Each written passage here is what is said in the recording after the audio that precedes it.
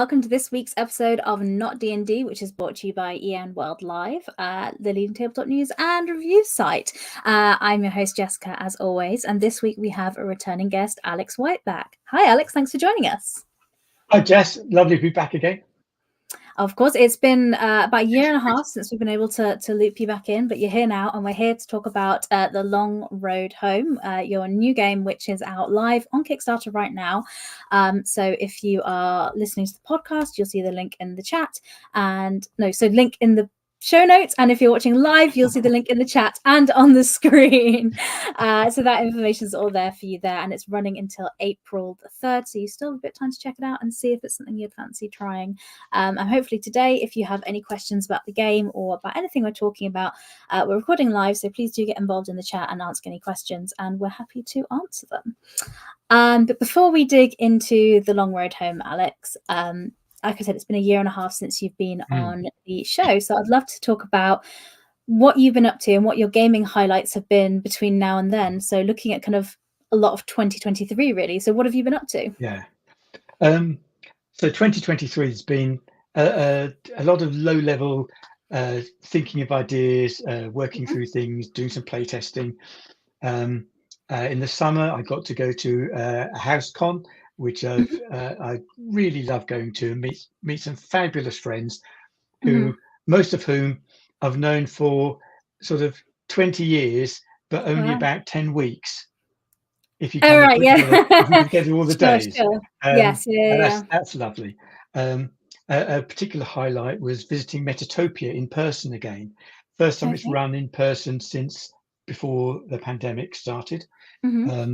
It was it's smaller, still take lots of precautions there. Want to make sure everyone's vaccinated, and we kind of wear masks to be safe there. Yeah. But it was such a fabulous occasion to test my games and to get really good feedback, most of which has gone into the game, but also to be able to see games that other people are working on. And you think, oh, this is great. I want to take it. Can I take this away now and play it? They say, no, still in design. But just having that opportunity to engage with other designers, other playtesters, and to talk things over, to get people's insight into things, absolutely top notch. Really enjoy that. Fantastic, that's great. And for people that aren't familiar with some of your games you've done before, I know we had you on previously to talk about Love and Barbed Wire, and also last year you did have a game come out, Expect Visitors 3, which I have my own copy of here, just to flash it on screen. But what are other games that people might, or what other games have you done that people might know about and things? The first game that I did is more of a trad role-playing game, and that's space opera. So Starguild, Space Opera Noir. So it's kind of the tagline for that is, in space, nobody can hear you scheme. Yes. So, and that's no copyright infringement there. Yeah. Absolutely not. And that's a 200-page traditional role-playing game, D20 style, but it's got some story game sensibilities to it. But then I moved in 2019, 2020, I moved more into the story game area. And my first one, I'm promoting at the moment, particularly because it's Women's History Month, and it's called A Cool and Lonely Courage. And it's about the women who worked as spies in World War II France. I'm on the back of this work this week. I'm scheduling with the Women in Tech group a talk about them, because the women were absolutely inspiring. And I wanted to do a game that both celebrated and honored them, but also helped people think about their experiences too. And it was the first one of my games where my playtesting friend said, you ought to be sending out a box of tissues with your games, because they tend to make people cry. All right, a lot of big feelings. Yeah, but I like the, I think I mentioned last time that Grey Ranks for me by Bully Pulpit Games was a gateway into games that help you feel real feelings. And I do enjoy that. Yes. Now, I do like that game as well. It's a very particular type of game. It's not for everyone, because you're playing child soldiers in the Warsaw Uprising, isn't it? That's right. Yes. Yeah. So it's, and anyone that knows history knows that that doesn't end well. And so it's kind of a tragic story. Again, very specific type of game, specific type of person what you play. And this is, would you say that kind of genre is for the Long Road Home, what we're here to talk about now? Is this along that sort of storytelling game? Yes, absolutely. Do you remember back in the start of last year, there's the whole OGL Farrago? I do remember a bit of that. Yeah. That's this kind of Yes. vague recollection. And various other new OGLs popped up all over the place. And I did one of my own for what are called retrospective games, because I like writing games where you use playing cards to help inform the emotional content of the scenes that you play. Right.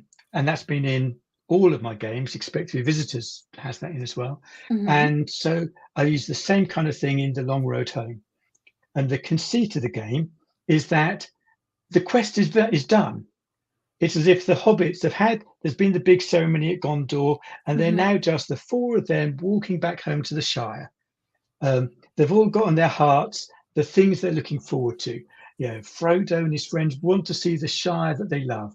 Sam has his heart set on Rosie. And we know that when they get there, Merry and Pippin become heroes from the raising of the Shire. Sam ends up becoming mayor and marrying Rosie. But poor Frodo, it never feels at home there. The thing that he'd fought to save, in the end, is lost. Yeah. And he goes off at the end to the Grey Havens. Sorry if that's a spoiler for anybody. For Lord of the Rings. Yeah. I think maybe we're out of spoiler territory with that one. We're safe there, aren't we? Yeah. So I wanted a game where you can tell the story of this epic quest. You know that you succeeded, but there can be highs and lows along the way. And then at the close of the game, you find out what's happened with each character's touchstones, the person or the thing that they're looking forward to see when they get home. And as with all of my games, there is just that last stage, there's an opportunity to trade. So you've got your last card in your hand, and you're thinking, do I want to keep this for myself? Or do I want to give it to somebody else because I really want to see their story end up better? Or maybe you want to go for the big sacrifice yourself. And so there's a bit of trading, and then we find out from the cards how the story's ended for people. Fantastic. So mechanically, what's involved in the game? You mentioned some cards and things. How do we set up and get ready to sit down and play a session of the game? So there's two phases. The first is the setup, and then the second is playing. And in the setup, you start off by thinking, what kind of genre do you want to play? We could do child-friendly stories like Narnia or The Hobbit. Young adult stories like Shadow and Bone or the Percy Jackson ones. Heroic stories like Lord of the Rings or the Belgariad. Fairly grim ones like Game of Thrones, or even horror like Shadowlands. And as part of choosing the genre, that I've got a table of example tropes appropriate for those, and you see those tropes in the cards as well. Okay. So if for instance you're doing a child-friendly one, somebody might say, I want to see animal companions. Somebody else wants to be comic relief or to have a cozy time. If it's a young adult story, they might have love triangles or rebellion against authority, or my youngest daughter tells me that enemies become lovers is a big trope in young adult stories. Yes. The standard heroic ones, it might be a redemption arc or found family or personal sacrifice. Grim stories, somebody might say, I want to see moral ambiguity or betrayal or perhaps an ambiguous ending. And if you want to do a horror story, then somebody might say, well, I'd like to see psychological horror or body horror or crippling wounds. And as I mentioned this, I have to say that I do, as always, include a full set of suggested safety tools, because we want to make sure that people can set lines and veils for what they'd like to see or like to not see. Yeah. The X card, so if something comes up in the moment, you say, "Oh, hang on a minute, let's just kind of stop there," and you Hmm. rewind and try something different. And I've also mentioned the O card proposed by Graham Gents, Okay. which is a bit like an X card, but it's one. This is kind of, I really like this, and it gives people away in the game to kind of tap that to say, "Oh yeah, yeah, please, let's have some more of that." I like that idea. Yes, that's good. Yeah, 'Cause that's yeah, because a lot of safety tools are about saying no to things, and it's nice sometimes to have a yes to have that encouraging. 'Cause yeah, I know in LARP, a lot of LARPs I play have safety tools to do that. Say, oh, can you tone it down a bit? And there's also the yeah, ones saying no. Can you up the ante a bit? Can we make more of this? So it's nice to see yeah, that in role playing games as well. So yeah, you sit up and set up the genre, and it feels yeah. like a mini session zero where you're defining what the world is, what you do and It don't is. want, and those safety And tools. Yeah. that's right. And you choose what kind of realm you want. Do you want to be like a sylvan realm, which is like a heightened version of our own, taller Mhm. mountains, darker jungles, a Mhm. fey realm, mysterious and magical, a faded one where things have decayed, or a dark realm where everything has been under the power of the great enemy for a long period of time. Mhm. And similarly, what kind of enemy did you defeat? Was it a Mhm. tyrant, some undead lord, a dragon, or some giant singular creature, or something supernatural, devilish, or demonic, or even angelic? And the realms and the realms you choose informs the kind of locations and treasures and threats that will come up in the game. Mhm. And the enemy you choose also affects additional threats, and and it means that you can um, choose things which are in keeping with the themes that you want to have in the game. Um, Mhm. and once you know roughly what you're going to do, you say, okay, what is the key to your mission? And I've got a little table which you can choose by drawing 3 cards to find out where you're going to brandish the flaming amulet or Mhm. activate the moon mask. I think, okay, don't necessarily know exactly how it's going to work out, but as the game progresses, you start to get an idea. Yeah. Um, and and that kind of gives you the things that set up. And then you think about what background your character is going to be. Are you going to be innocents or nobles or a ragtag band or retired people who are kind of coming out for that one last mission? Mhm. Um, and once you've got this set up, you can think about the home that you've got, and you can Mhm. ask questions around the group just to get the sights and the sounds and the smells of the home. And then you introduce your characters, and everyone has a strength and a weakness.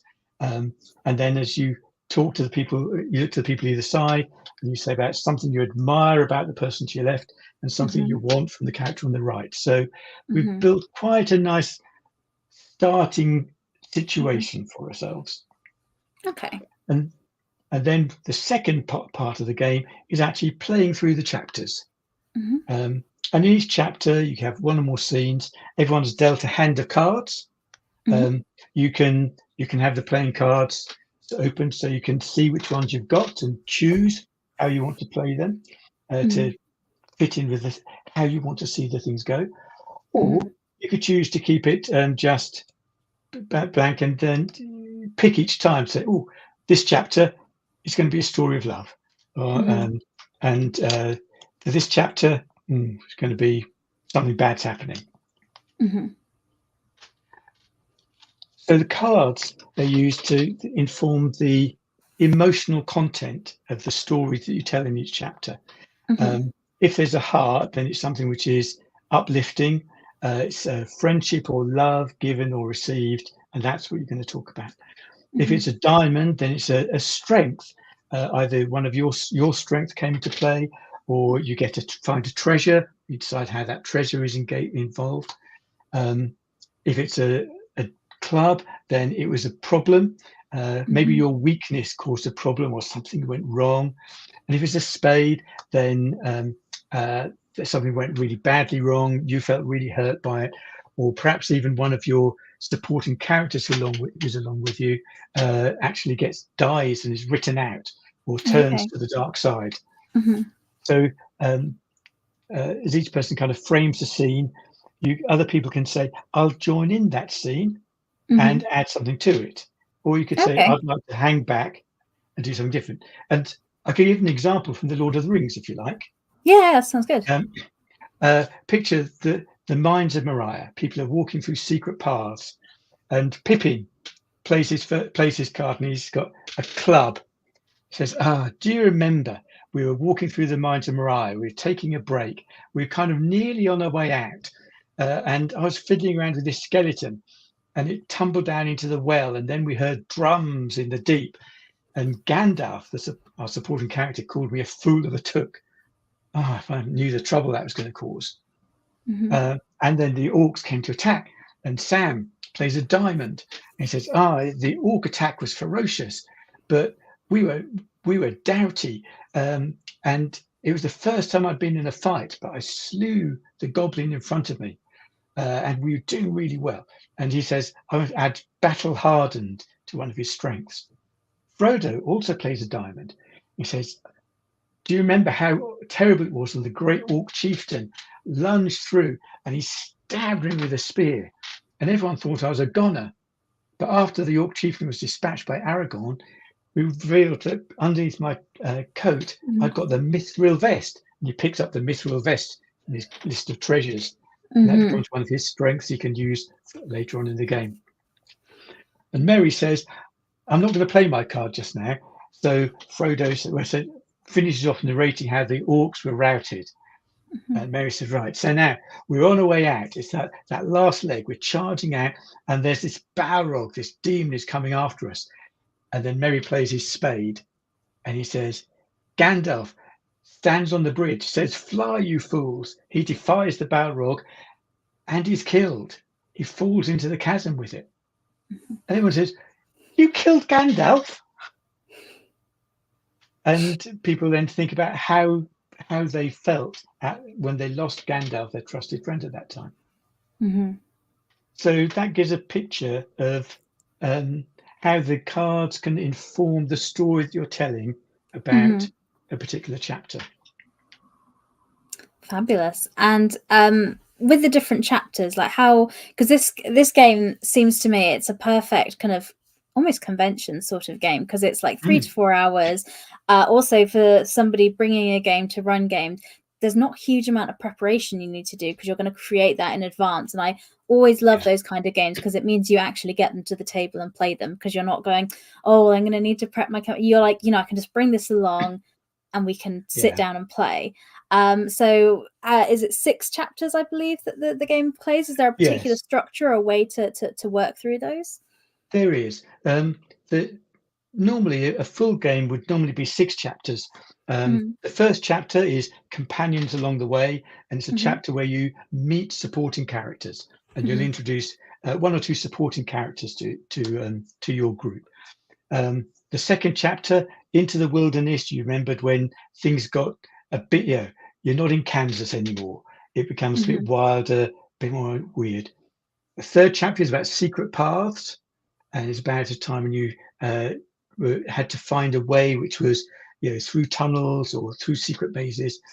Chapter 4 is a welcome breather. It's kind of more of a slice of life. Mhm. That's like Frodo and Sam and Gollum making the rabbit stew.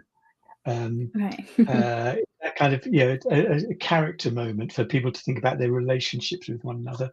Mhm. Chapter 5 is desperate times. It's a battle with several threats in there. And then chapter 6 is the final battle where victory was won.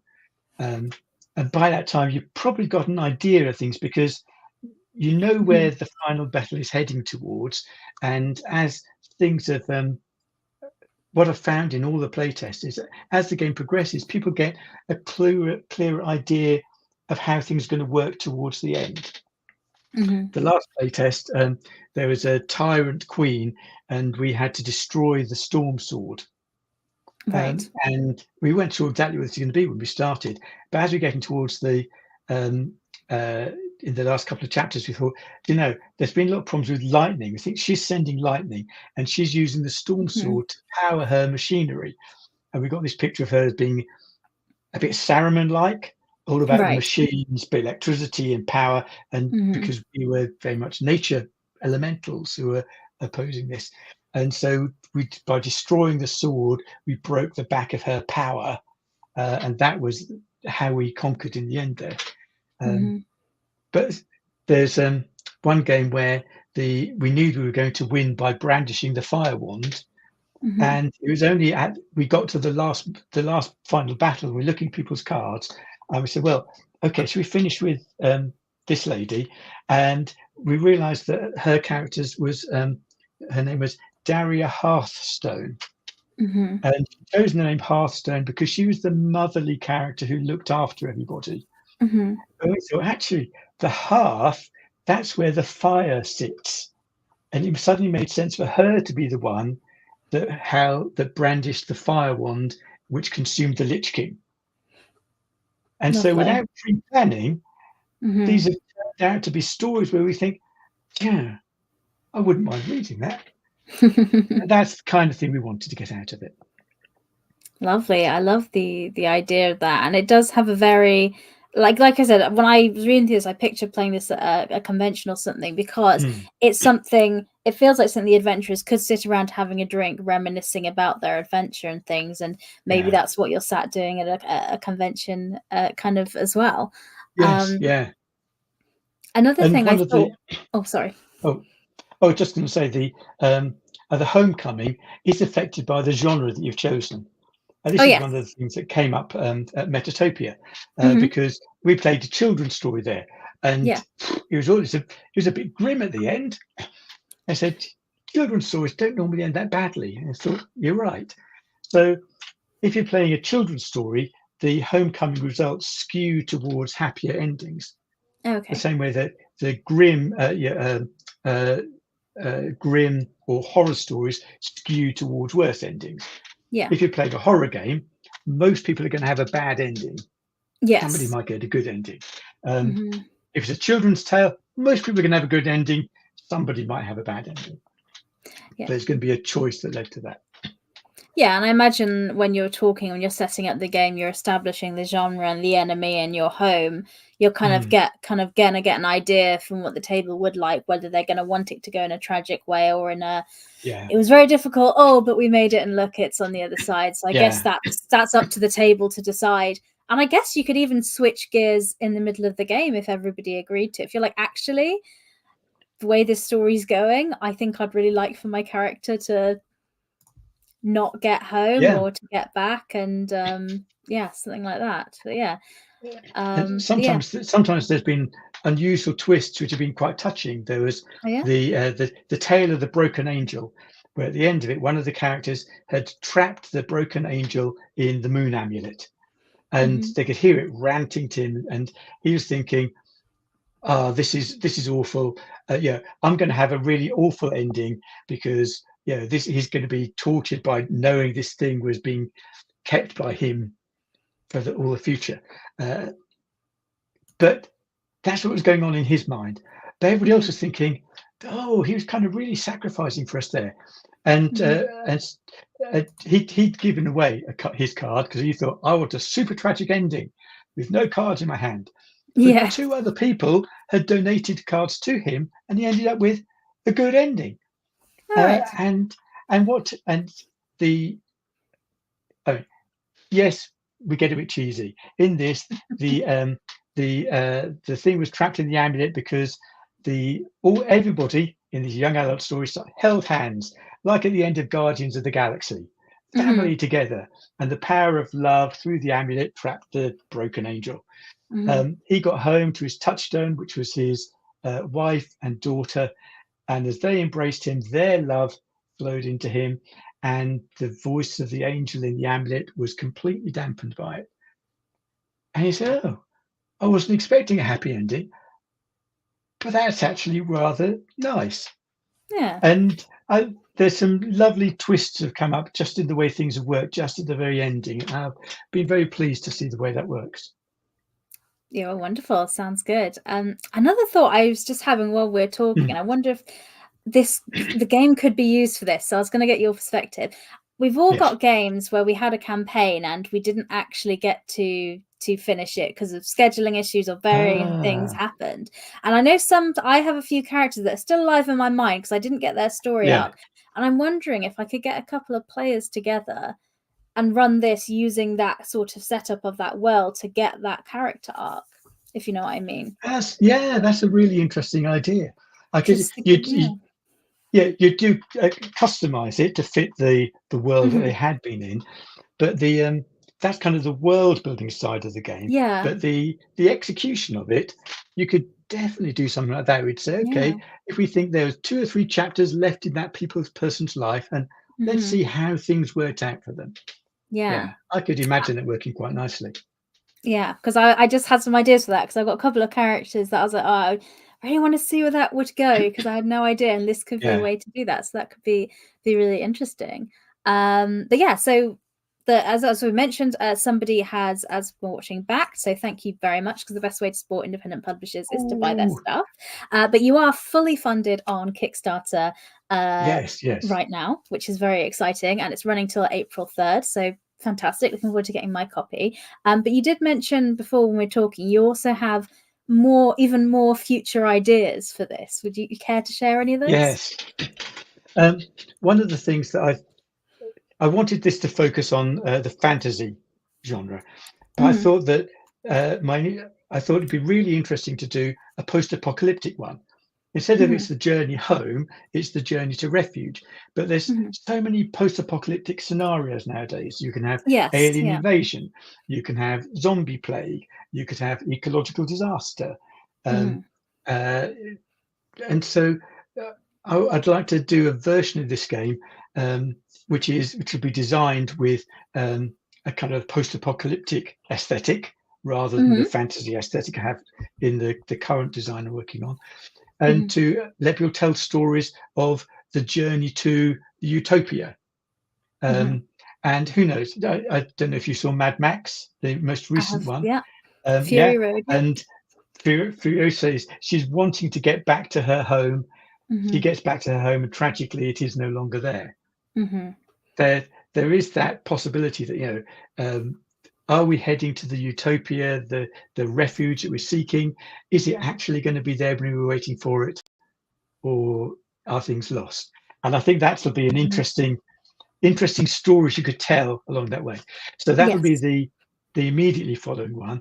But the other Mhm, exciting idea that came up when I was again when I was playtesting this at Metatopia, um, one of the playtesters said to me that they love romance stories, mhm, b thought that you could tell some really interesting romance stories using this rules engine, and would I like to mhm. collaborate with them on that? And Oh, nice. I have to say, uh, I love the idea of collaborating with somebody else, particularly when they have expertise in an area that I don't really know very well. I'm Mhm. not big on romance stories. Um, I watched Sense and Sensibility last week to That's start good, getting my but Love thinking and about it. Barbed Wire, that's one of your games. Oh That's love's in the well, title. uh, but actually, yes, I I do like romance. I'm a bit of a softie too. Um, but it'd be interesting because there's quite a few different romantic genres. You've got Mhm. uh, the kind of Jane Austen style, very kind of repressed, and Yes. it's as much what you Yeah. don't say is what you say. There's the Mhm, romantic comedy. There's the gothic romance. Um, mhm, I was looking at various genres and see what kind of tropes are that come up. So I think mhm. there'd be some really interesting stories in what's in my working notes is the long road to love. But who knows what it'll eventually be called? But Cute. That's nice. I like that. Have to get you back here and to talk about that one because I think that's really interesting. Because the idea of romance and role playing games, I mm, think it's quite niche because not lots of games look at it, and I know a lot of players yeah, feel a bit uncomfortable or unsure about mm, how to role play that and not sure how to engage with it. So I know a lot of people are like, oh, I'd rather not actually because I don't know how that would work. So I think if there's a game that gives you a yeah, really clear structure and guidance on how to do it, that might free people up to give it a try. Because I think if you've never done yes, that before, you might feel like, oh, how do we do that? Will that feel a bit weird as well? Because I'm actually not in love with my friend Barry I'm going to sit and play this role-playing game with. So is that going to be a bit strange? Like, but yeah, I think that's super interesting, and I love the idea that this game is obviously, like you said, this one is based around fantasy, but it's a structure and a tool set that could be used and reskinned for perhaps different genres and things. So I'm excited to see that's something you're looking to do that. If people wanted to give it a play, am I right in thinking that this very weekend you're going to be at an event playing the game? Is that correct? Oh, that's right. Yes, the Concrete Cow convention in Milton Keynes. Yes. And if you're not in the UK, it's because Milton Keynes famously has some concrete cows sculptures there. It's a one-day convention, and I'm going along, and I'll be pitching this game and hoping to get up to 4 or 5 people to play it with me there. It works with as few as 2 people, and anything up to 4 or 5 people. If you happen to be going to Concrete Cow, please come and say hello. I'd love to chat with you more. Amazing. So does the game, as you mentioned, it can work with 2 and it can work with 4 to 5. Does the game run differently or feel different with a different number of players? How does that impact the story? It runs longer, that's for sure. If there's more people, then there's more scenes you want to deal with. Sure, of course. And so in a 4-hour slot, if I'm playing with 5 people, I'd actually cut out 1 or 2 of the chapters. Oh, right, okay. Depending upon you're a bit flexible, but you can see do people talk a lot, or they just talk a little bit, and then say, actually, we're going to trim out this chapter here. I think that the smallest number I played it with is 3, 2 guests and myself, and that was at Dragon Meet on the Indie Games on the Hour, which is a brilliant little thing where every hour there's a couple of games being pitched, and you can come up and say, yeah, I'd like to play that game, and you play for 2 hours. So it's a low risk investment and fabulous chance to get to play things. And I played a game with 2 people. I think it's a father and son. And we had a great time. Story went in directions I hadn't anticipated. So I've had an equal amount of fun with small groups and with large groups. And when you're running the game, you're also a player character in it as well. Is that right? So it's yes, it's a GMless game. So sometimes I'll facilitate it from inside the game. If I had 5 people who are interested in playing, I'd facilitate it from outside. Oh, okay. So it's got both sort of options, yeah. But it's you're not GMing it, but you're just helping people to know what they can do. I prefer to facilitate from inside as a player, because then you can illustrate by example. Yes. Yeah, no, that definitely sounds like a good way to do that. And I think one reason I wanted to just highlight that, because in case it hadn't been clear in our conversation, because I think GMless games like this, where you are kind of running it, because someone's going to come up and say, hey, let's play this game. I know the rules. This is what's going to happen, but still being a player. I think it's really good as a GM to do that, because then even if you play a more traditional game where you are the more traditional person, the narrator, the game master, those skills that you get from being a player within the game, you can kind of bring into your more traditional gaming as well. So I think it's always good to try one of the 2 of those in there. One of the people who played at Dragon Meet said that he'd never played a story game before in his life. I said, well, this was absolutely astonishing, because you really brought your A game to this. The things that he built into the story and the world were absolutely magical. And I would like to encourage people who are used to playing a game where they'll roll a dice and swing at the orc with their axe, to have a go at some of the more narrative games, because Grey Ranks I love. That was quite hard to get into, to understand how you were supposed to frame scenes. I think story games now, are much, much better at helping you understand how you do it, how you frame a scene, how you decide when the scene's ended, that kind of thing. So I think the on-ramp to these games is better than it's ever been. Yeah. I mean, and in The Long Road Home, the book will, I assume, explain like how you kind of frame the scenes and things like that. But could you summarize some of it there? So if somebody's listening to this now and they're thinking, I've actually never done a GMless game or a story kind of game, how do I get into that? How do I start doing that? I feel a bit nervous. I've not done it before. I think the first thing to say is that, just as an encouragement, that it's easy to do right. There isn't people that aren't marking you and thinking, "Oh, you're doing that wrong. You're bad." Mhm. Um, it's an easy thing to have a go at. Often, what is difficult when you're starting out with some story games is having a clever thought, a hook to hang something on. And that's why in this game I've got lots of prompts. The the cards are all prompts for things. Mhm. You don't have to use them. If you've got an idea that you want to use and say, do you know what? I think this took place in a maze. Fabulous, you do that. Mhm. But if you're not sure, you could have a look at the cards and think, oh, I like that one. Or you could pick one randomly and decide what to make of it. And so it takes the pressure off people to be creative on the spot, Mhm. because the creativity, you can find a number of prompts.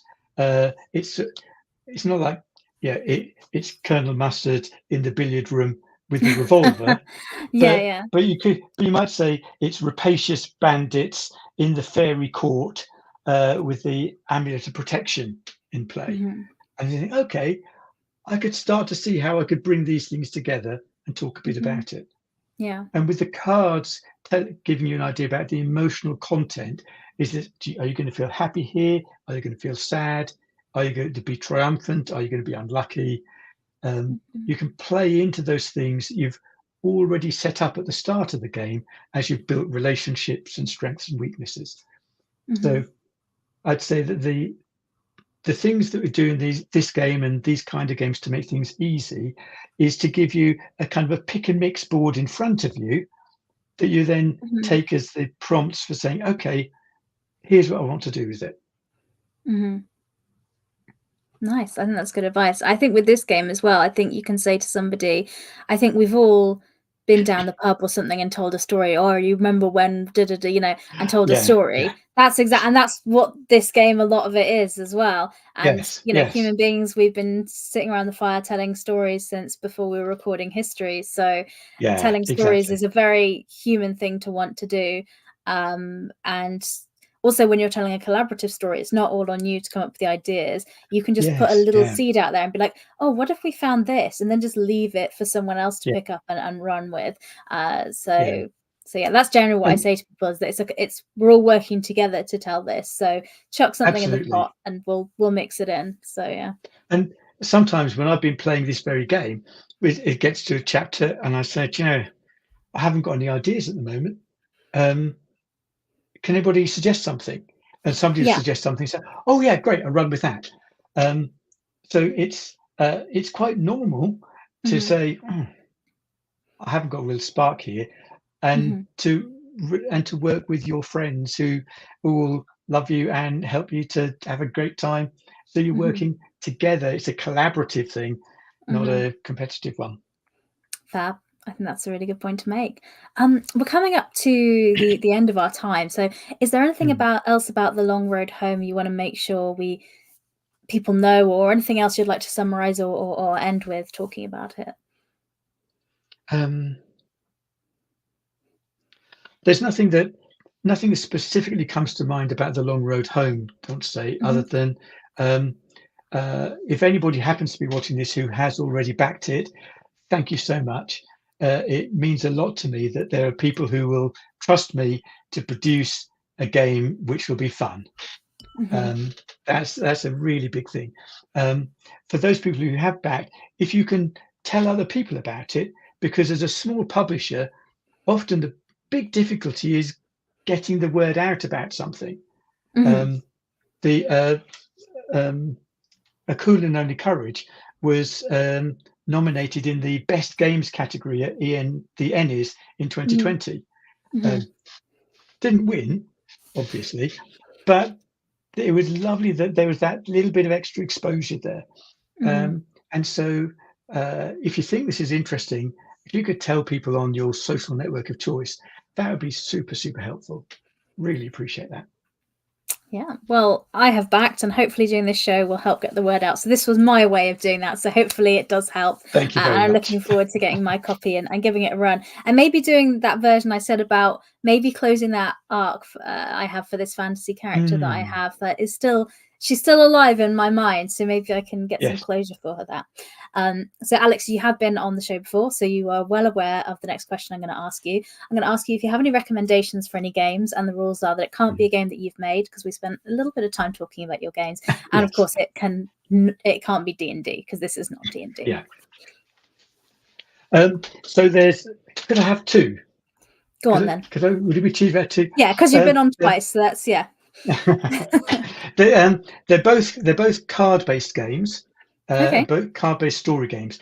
The first one I'd like to mention is The Price of Coal, and it's a story game about labour rights and the Battle of Blair Mountain. It reflects a situation with miners in one of the American states who were being oppressed by the mine owners. They wanted to unionize. They ended up going on strike. The army was called in, and they were bombed. Oh wow. And this is kind of no more than about a century ago.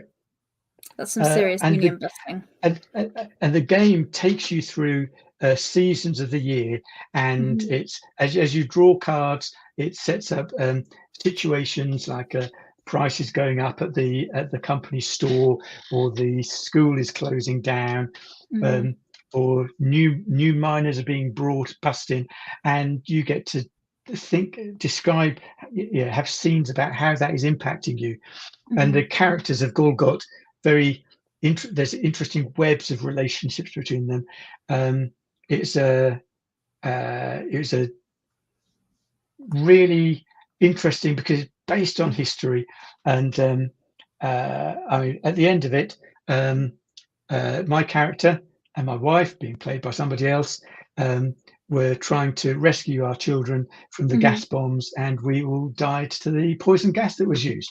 Oh, very which was reflective of things that actually happened. So that one, the drama of it and the injustice of it, I really enjoyed. So I think it's a really great game.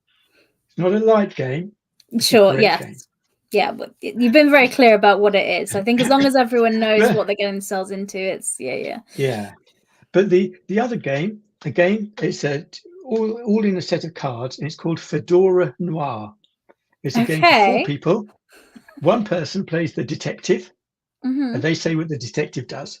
One person plays the flame, the detective's love interest. One person plays the detective's partner, and the 4th person plays the detective's hat. And the detective's hat comes in, right? Yeah, and the hat says what the detective is thinking. So the person playing the detective, you can say what you're doing, but the hat says what they're thinking, and it makes such a fabulous dynamic in the game. And you might be doing a murder investigation, or missing persons, or there's a robbery, and there's a number of settings, kind of science fiction or historical or moorland. But you go through the story and you work out what's happening, and the way it's built, it really feels like a noir themed novel. And when I played, I was the detective. My good friend Kevin was the hat, and so sometimes we're walking along, and the hat says, "I knew it was time to take action, and so I decided to take action." And other times the hat said, "I knew this was the time I needed to get out of there." And so I draw my gun and put it against the mobster's head. I said, "Oh," but it was just such a fabulous dynamic, and the ebb and flow between the characters was exquisite. So Fedora Noir, it's a that fabulous sounds amazing. Game. You had me in as soon as one character plays the hat, and I'm like, I'm in, I'm invested. What's happening? Yeah, isn't that such a great kind of tagline for it? Yeah. You can almost immediately understand that there's something a bit special about this game, and that was just delightful. I put I know you've have a link up here to my website, and Mhm. both of those two games I enjoyed such a lot that I wrote up a review of the games and a little summary of the stories that we told with them. Um, Great. and from there, you can find the author, and you can go and buy their games from them because they're fabulous and would well reward being played more. Yeah, I might speak to them about coming on the show because I want to talk more about the hat. Oh, Sounds oh, great. Yeah, yeah, yeah. definitely do. Okay, great. Well, thank you. They're two great recommendations there. Alex, thank you so much for coming back on the show again. It's always great to have you, and I love hearing about all your projects and things that are going on. So for the Lonely Road Home, I hope that continues to do really well. I'm so glad you're already funded with, you know, three Yeah. more weeks to go. So excited to see how well that does, and I'm looking forward to getting my copy. So thanks so much for coming on the show, and Oh, hopefully have you back again soon to tell us about your next project. thank you very much for having me. I do appreciate it. Of It's lovely course. to chat. All right. Thanks so much, Alex. Until next time then. Bye. Bye bye.